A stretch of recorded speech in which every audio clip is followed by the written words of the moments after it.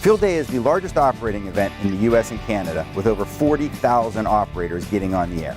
Field Day will be June 23rd and 24th this year. We're really excited here at DX Engineering, and here's why we care about Field Day. My first Field Day was in 1995, and I was with the Cuyahoga Falls Club at the time. And we were put on the 10-meter station. There was two of us that were brand new to it. And we were just knocking out some calls during the daytime. Of course, being so new to ham radio, we didn't know that 10 meters dies at night. So we spent all night long and didn't make any contacts because of propagation on 10 meters. We didn't know. We were newbies. Well, as the years have gone by now, I belong to PCARS, Portage County Amateur Radio Service. And teamwork is a big deal when it comes to Field Day. We actually have a pre-Field Day meeting, and we get everybody together, we get all the gear together, and we actually set up as if we're doing Field Day. So there's no surprises when Field Day weekend hits. We've got a person that's in charge of the entire Field Day. We have another one that's in charge of getting all the antennas set up. We have an antenna crew that goes from station to station to station. And then we have somebody in charge of the food. This year we're going to have some stuff brought in. But the majority, and we're also having people bring in food on their own too, you know, for snacks in the middle of the night to keep the guys going. And it's a lot of fun. And we always look forward to it every year. And then we also have our own power. We have a power crew. He brings a 25 kilowatt generator.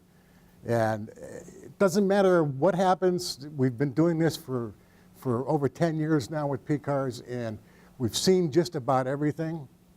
And so we've got it down pat pretty good. But what the real fun is when we get the new people in and we get them involved in it. And then they start to have fun. And then this carries on from year to year to year. You know, PCARS got to where it was at because of the members we have today and the members that started the club. But the future of PCARS and Field Day is going to be with the new people. So we got to bring them in, have fun, get on the air, and make lots of contacts.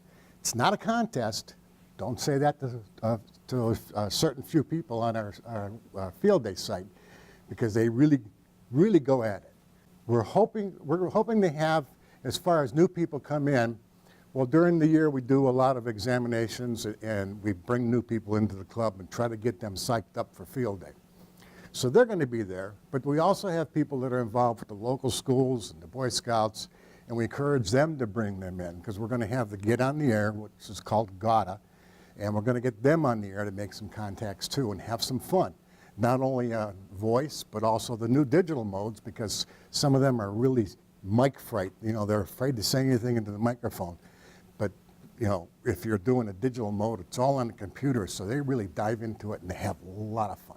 It seems now that the newbies, as they're called, our younger generation, they're really interested in the digital modes.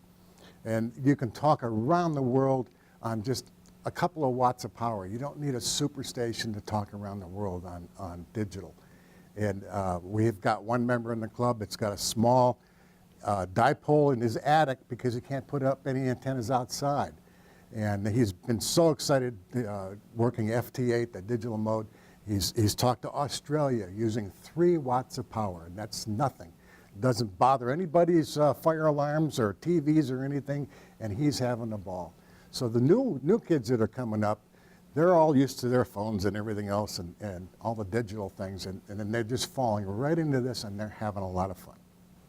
People that are entering the hobby now, there's a lot of retired people that are getting back into it that maybe had some fun with it when they were young or looking for something else to do. Now the newbies that are getting into it, and then also they're young. So again, it goes back to the, you know, want something to do and give back to the community, because amateur radio is the amateur radio service. And if you've seen, I'm sure you've seen in the news, you know, everything that went down in Puerto Rico. Emergency communications, that's what ham radio is all about. When all else fails, amateur radio works.